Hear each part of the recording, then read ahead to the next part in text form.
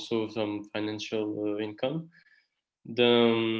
And we also organize a lot of workshops at our space to facilitate these meetings and this exchange between creatives, but also for them to have to be exposed to new techniques and new styles and so on.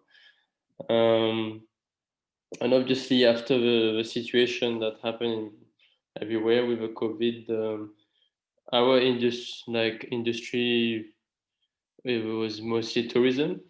So that with a flight ban and a lot of hotels pulled out of many projects that we had with them. So we had to rethink a bit what we do. And one thing we had realized working with Mauritians was that well, even if we provide this space for art to be viewed and to be consumed or taken or whatever you want to call it, people would not necessarily come. And I think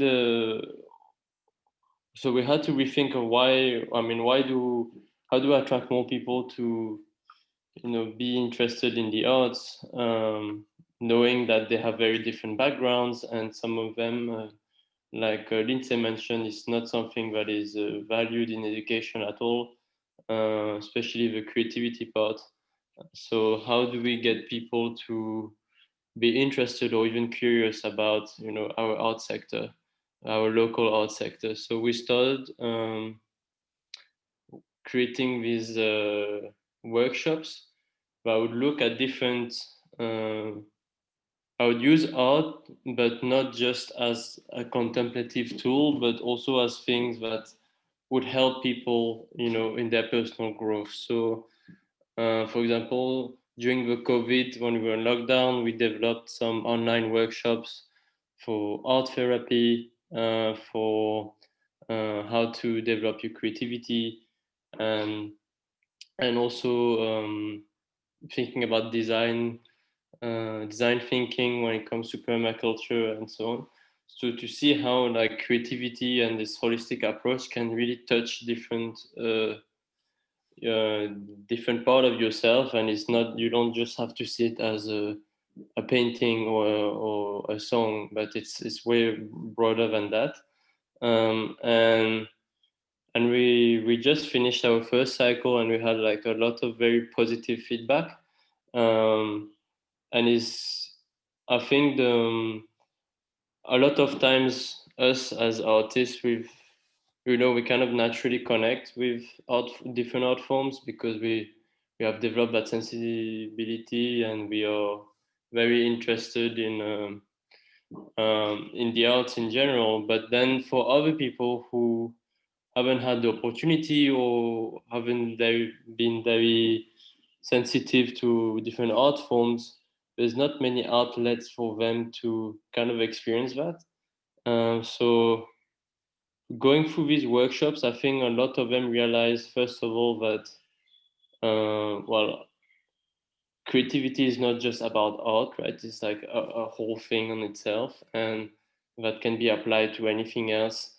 Um, but obviously, it's key to any art form. And on top of it, they realize that being you know becoming more creative or using colors as art therapy and things like that can really unlock different things that they couldn't perceive before, if they had like just gone the normal rational route. um, and that was something that for us, we started this and we didn't realize what kind of impact it could have. But on an individual level, some people sent us some very powerful emails. Others started crying, and really understanding that when you think about the arts, and I say this even for myself and other artists that I've met. Um, no matter how creative we are so used to, like, oh, art can only be this thing or can only be that. And then we kind of get stuck into that framework. But then when you start thinking a bit outside of the box, it's like actually, well, you know, through a medium like painting, you can actually, you know, engage people with art therapy, and that can help them on a mental level, psychological level that you could not reach through different means of it. It's not just about learning how to paint. It's like there's a whole thing around it. Um, and one thing that thought was that came out from one workshop, which was about how to develop your creativity, was people's relationship to constraint and failure. And I think what the biggest takeaway from the workshop, which I didn't anticipate, was throughout our education system, we've been so you know, so scared of failing. Really, like if you do anything wrong and you fail, like if you instantly get a bad grade, or like the teacher will call you out. So and then you have problems at home. Anyways, like you don't want to fail, and so because you become so afraid of, you know, failing, you become afraid of taking risks, um, and then but us as creative, we constantly take risks. And well, I mean, and all of us, I'm sure, failed at many things before, but because of that we learn lessons, and you know, we progress. And like, but if we stop at the first failure, then we would that would be it. You know, we would not try anything new. And I think for first, for the failure part and for the constraint part, a lot of people, when they have an idea and then they like step on the first hurdle, they're like, I can't do it, and then they stop there. But creative people will actually, you know, find a new solution to solve a problem. And these two things obviously can be applicable to a professional level, but also to a personal level, when you can go really further, right? When you look at artists that have trouble expressing their emotions, they're gonna go for a different route and then gonna express it in a different way, and so on. But that is basically to say that I think the whole way of like how us even creative approach, you know, like the potential that is around creativity and the art itself, uh, there's a lot of room for improvement and innovation within our own field. And that kind of joined to what Litze was saying, but because we tend to think that we can only do things in a certain way, because the whole society that view art this way or view creativity this way.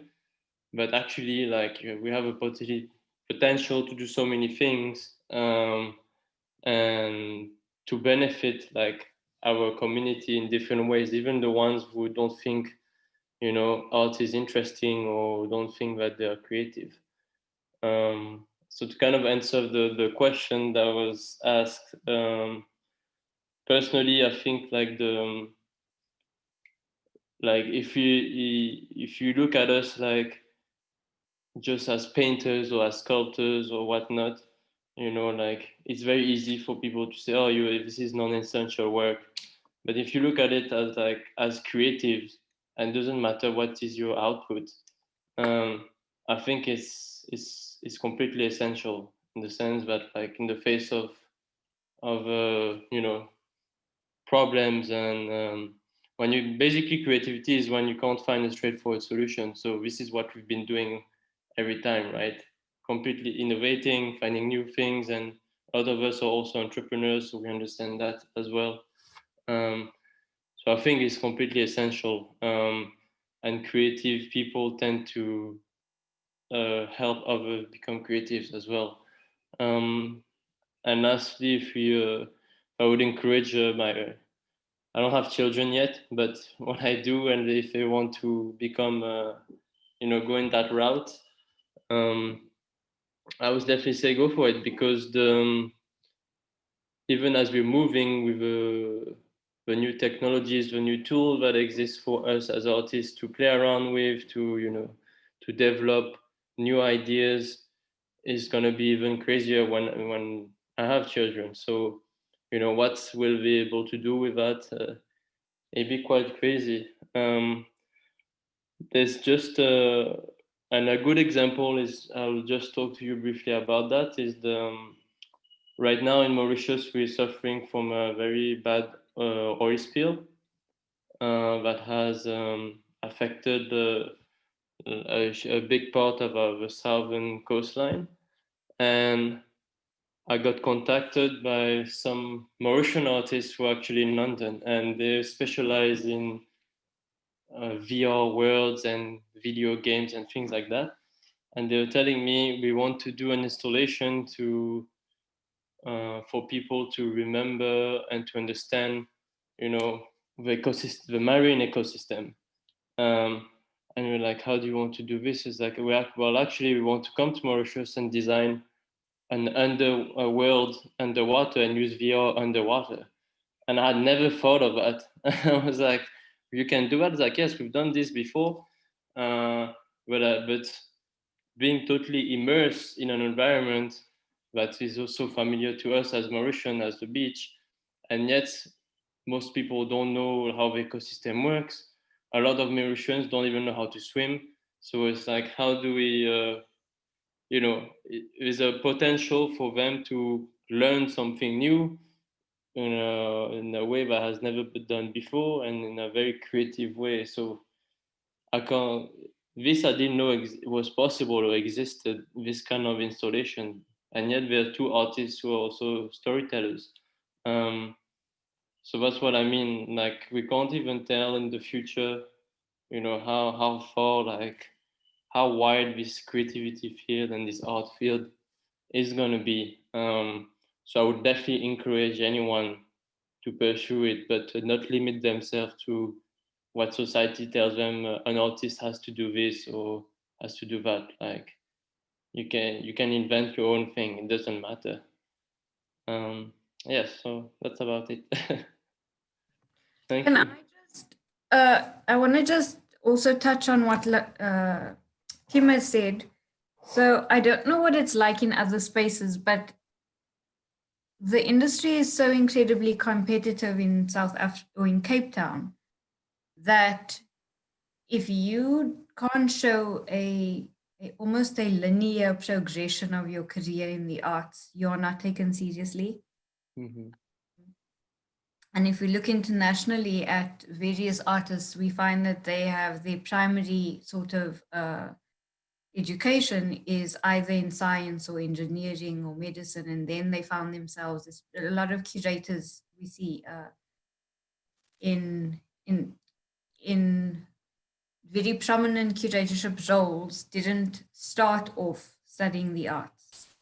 And I think that is something notable that we actually need to pay attention to, um, especially when the conversation starts, when we start unpacking things like essential work and STEAM or STEM and STEAM, and the necessity of art in school curricula or curriculums and how important it is that it sits in those spaces. And I think there's another conversation that I've also been having, and I imagine, Kim, that you understand exactly what it's like, is the institutions are so hell bent on defining development or how people progress in the industry, or what art looks like, or where it needs to sit, not recognizing that the artist and the creative industry itself has always existed and always been able to find its own success away from the institution itself. Yet the institution feels that they are the gatekeepers of our success. Mm-hmm. And artists and the creative industry need to start owning the fact that they are the, the authors of this industry. We define, we decide, we create, and we then include the institution. The institution is the one that runs around as the face of the industry, and that's not how the machine is actually working.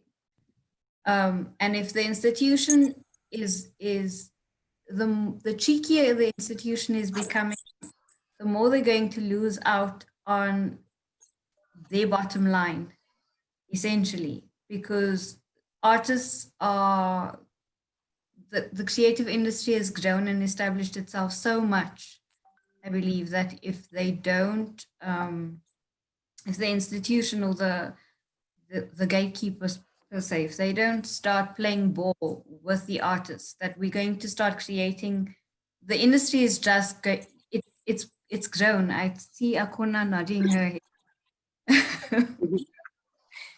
But it's what it is. Like, if they don't start playing games with the artists, then it's cool. Like, it's not a fight, it's not a war, it's none of that. But we've always been able to exist and sustain ourselves separate from the institution.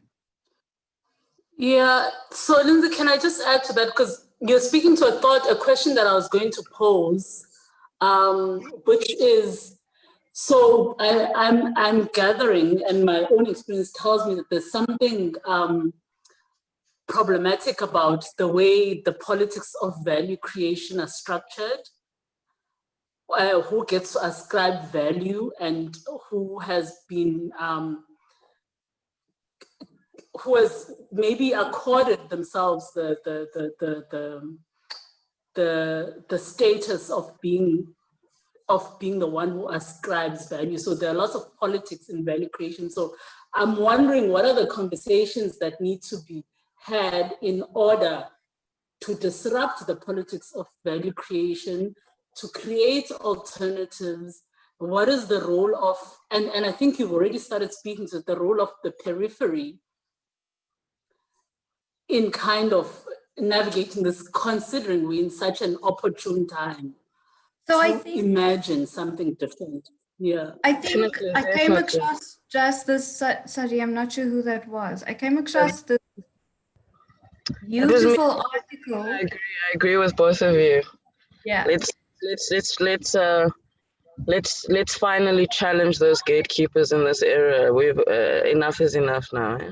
But I think the gatekeeping or the challenge or the disruption it doesn't even have to be looked at as disruption any longer. It's just projects. So if we're looking at, I read just an amazing article yesterday that was it's of Christies.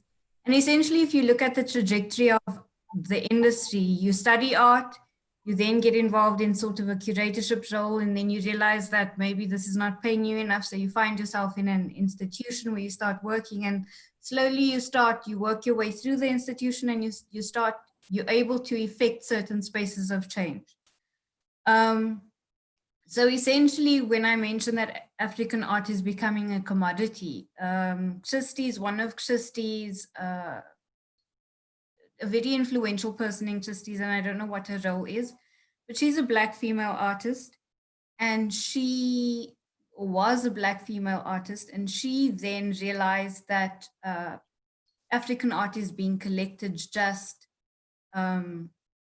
incredibly fast. But what she wanted to almost mitigate or prevent was the flipping of art, because a lot of dealers make their money off flipping art, and she was just not happy with it happening that way. So Christie's, the institution, as an auction house and institution, had then changed their terms and conditions of their contracts. So essentially, you are not allowed to resell an artwork for 5 years after purchasing it. And then there's certain variables that she attached to the contract. And that then allows the artist time to grow, the work, their value to grow, in order for the artist to benefit in the long run. Because when the flipping happens, the artist loses out financially because they don't have time to show what the industry has defined as a career path. And that career path is where the value is sort of attached to you as a person and your artwork. So Christie's has mitigated that in the way that they have constructed the contract for buying this African art that is such a commodity. And it protects the artist. And I think those are things, I mean, can we believe that Christies has been the creators of this contract? It wasn't a South African auction house. It wasn't an African auction house. It was Christies. And I think those are the things that we also need to start speaking about and acknowledging that.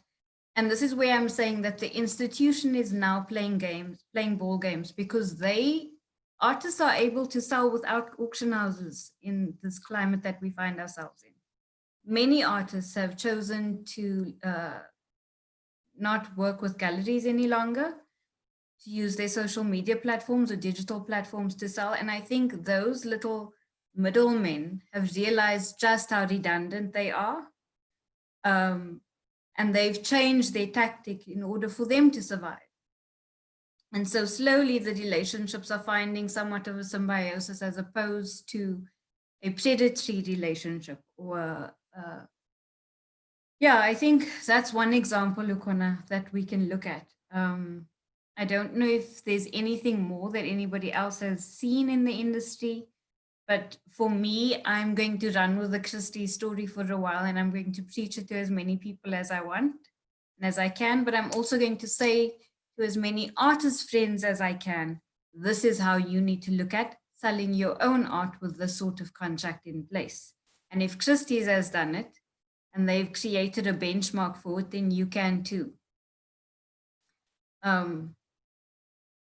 That's what yeah. I just wanted to touch on, the gatekeeping thing again. Call me the disruptor if you need to. I'm happy and I'm comfortable with that. Look, the vision that I have at the moment is, many of us have been in this industry for so long. Ukona has been in this industry for years. You've been in this industry for years. The list goes on and on. I want to see us get to a point like we're in the midst of an international pandemic, supposedly at this point in time. We're living in urgent times. Everything is changing.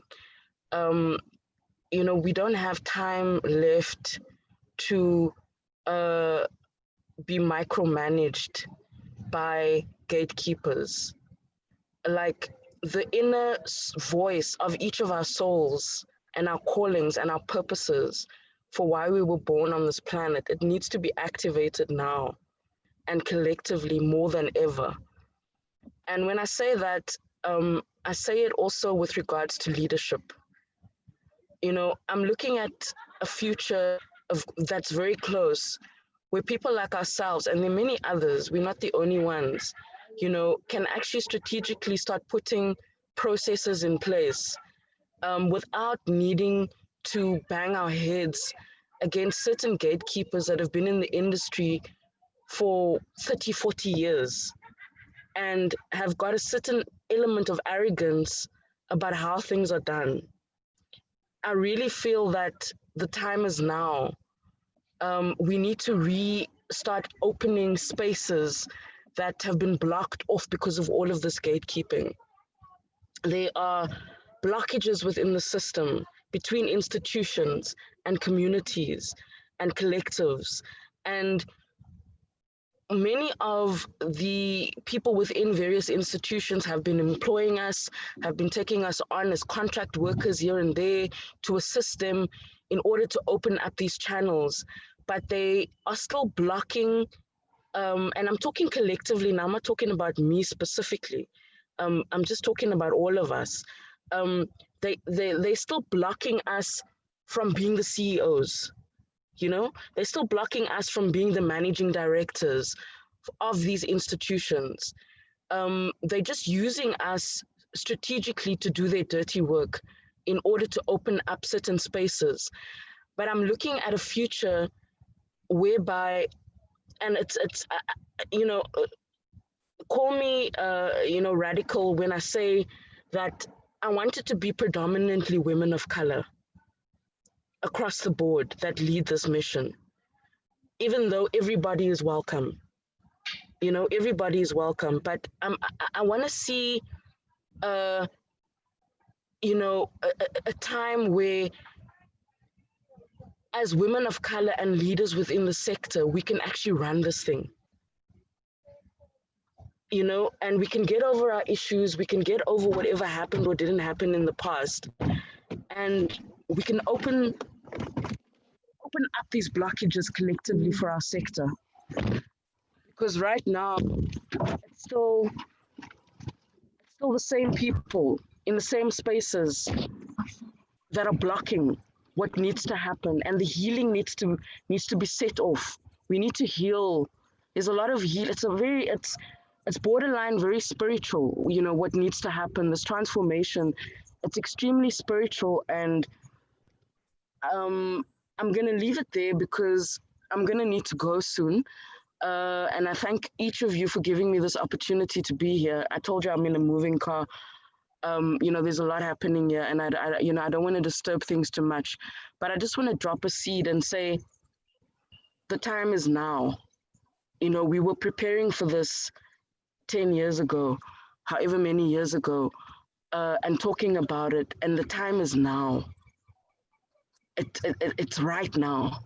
And then coming back, just to drop a quick seed regarding the next generation and the youth.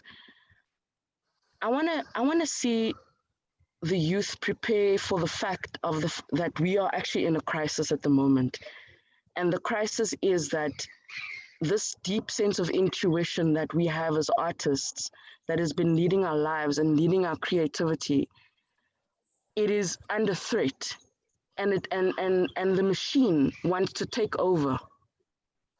Artificial intelligence wants to take over. They want to remove that intuitive element that guides us, that speaks to us via our ancestors, that speaks to us via the Most High.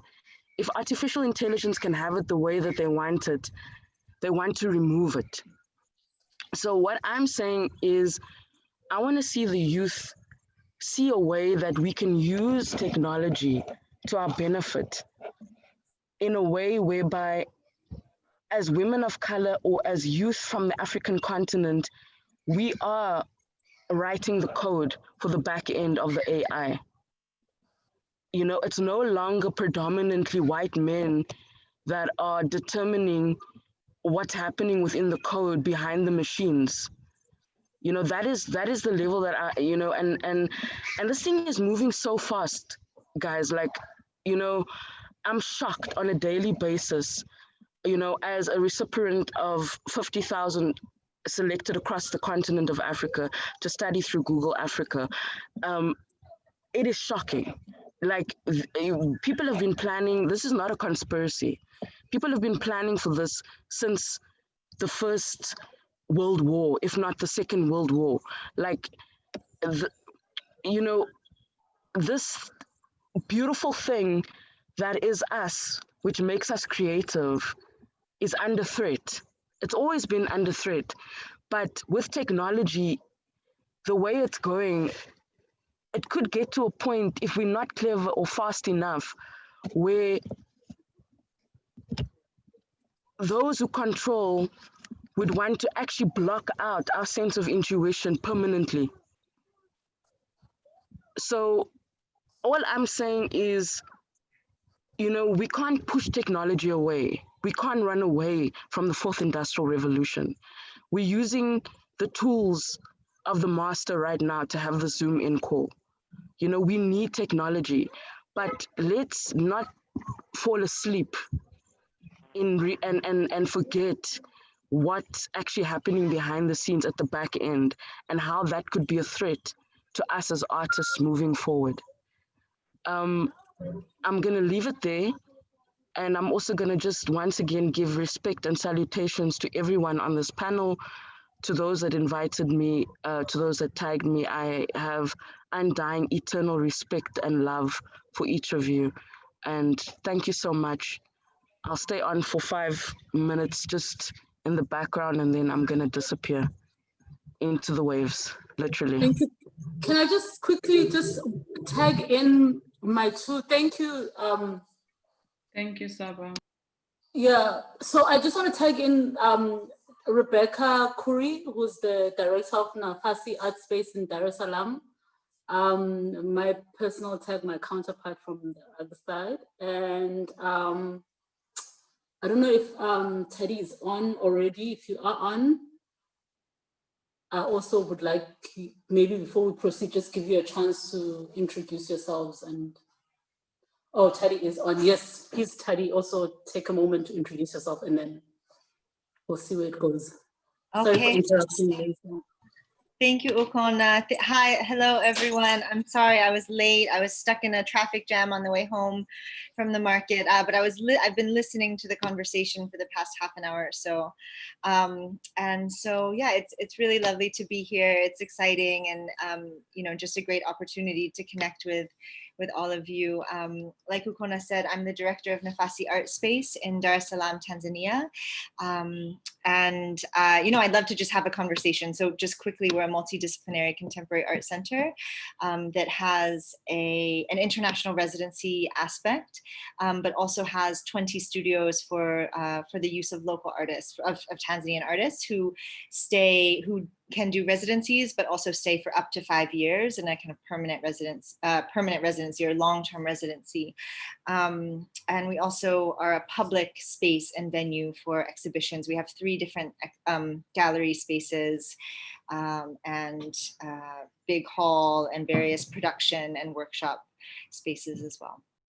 So yeah, thanks.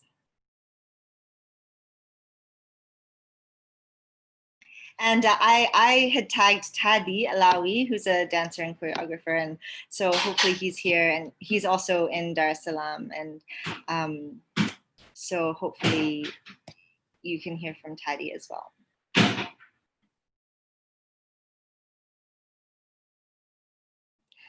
Tadi, are you there? Okay, maybe not.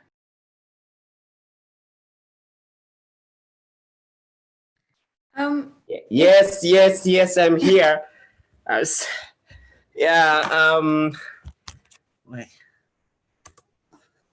Hi everyone, my name is Tadi Alawi, coming from Dar es Salaam. I'm a yoga instructor and a dancer, and I'm a director of Nantea Dance Company. Sorry, I was just trying to run from different areas as to get